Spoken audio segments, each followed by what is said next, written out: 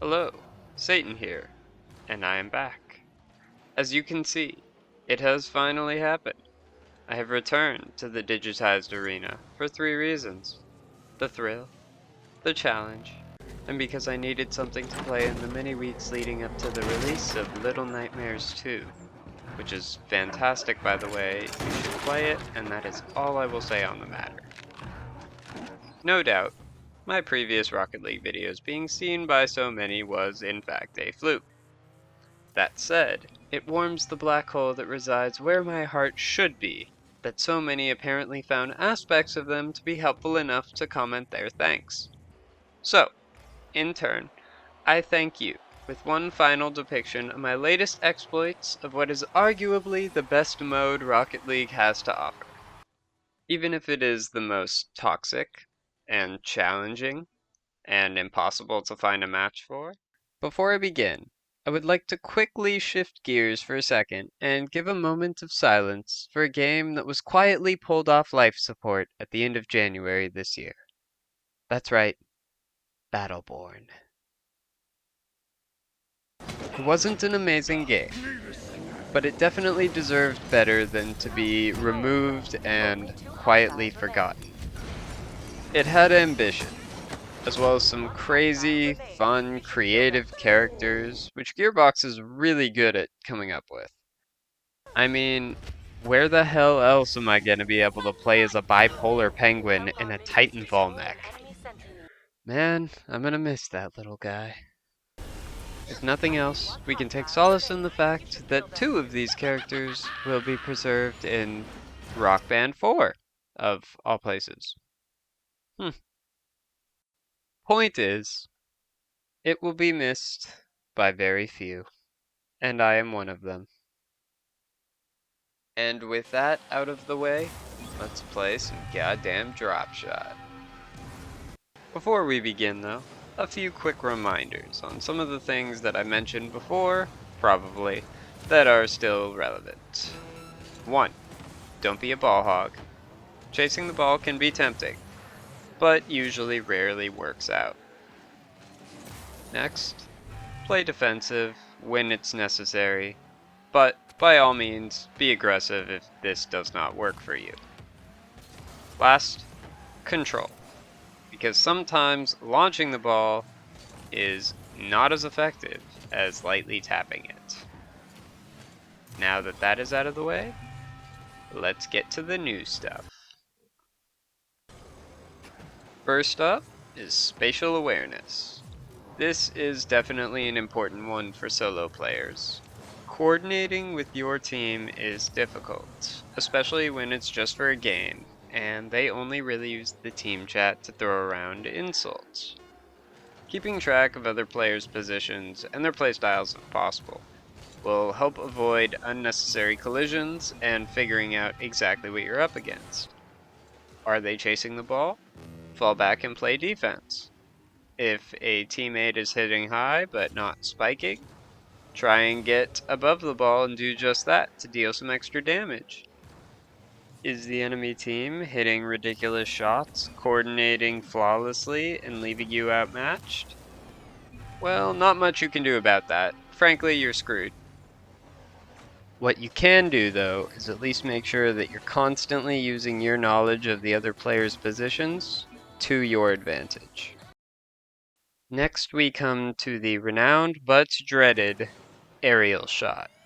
This is for sure a tough one, but something that you will unfortunately need to learn as you climb the ranks. Managing your boost is also muy importante. The more you have, the longer you stay airborne.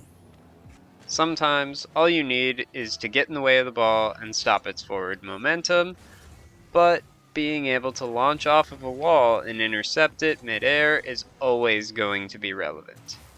If you can become adept enough to time basic wall jumps and short juggling shots, you will most definitely be able to reach diamond rank, minimum. The training mode is actually very helpful for this, but it will take a lot of practice. Luckily, as dropshot players, you should know as well as I that time is something we have an abundance of. So there is plenty to spend in the aerial training course while you wait for the game to find you a match. Eventually. Strategize. Remember, dropshot is not as much about dealing damage and scoring as it is outlasting the enemy team. Use that to your advantage. If a match is close, and in my experience, they usually are, taking one into overtime just to give yourself that reset is a much better tactic than trying to pull ahead before the clock runs out. My favorite method of doing this is to keep the other team constantly guessing where the ball is going to end up, usually by attempting to launch it off of one of 3 adjacent walls, depending on your position, of course. Geometry definitely plays a role here, so use all the walls to your advantage, including those on your own side. Finally, remember to keep track of your car's hitbox, as some are clearly better designed than others, and it definitely shows in this mode. Being aware of exactly how your car affects the trajectory of the ball is detrimental. Luckily, if you've been using a select few cars since you've started playing the game, this shouldn't be very difficult.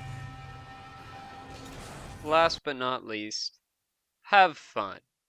I'm just kidding. Play to win. But don't be one of those toxic players everyone hates to lose to. There aren't very many of us playing this particular game mode, so we should treat each other with at least some degree of respect. Okay? Of course, if they target you first, then by all means feel free to go for the throat. I'm serious.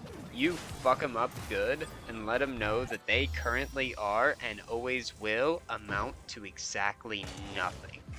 Then, when they're left lying beaten and bloody on the cratered floor of this digital coliseum, regretting every single life choice they've ever made, just walk away like a boss. I hope any of this advice helped. Of course, there is a good chance that you all are far better at this game than me, but I didn't see any of you making videos in a vain attempt to better this dwindling community. Not that I was looking, mind you. Either way, this is the last one of this little series, as I have said my pieces. So, if you still aren't satisfied with that, feel free to unsubscribe right now, guilt-free. Looking at you who broke my 69 count. Yeah, I saw. Congratulations. You made the list. Thanks again for watching this, or any of my other videos, as I really do appreciate it. If you have any other tips for succeeding in Rocket League Dropshot, feel free to leave those in the comments below, and keep doing your part to ensure that this literal groundbreaking mode stays relevant for the foreseeable future. Until next time.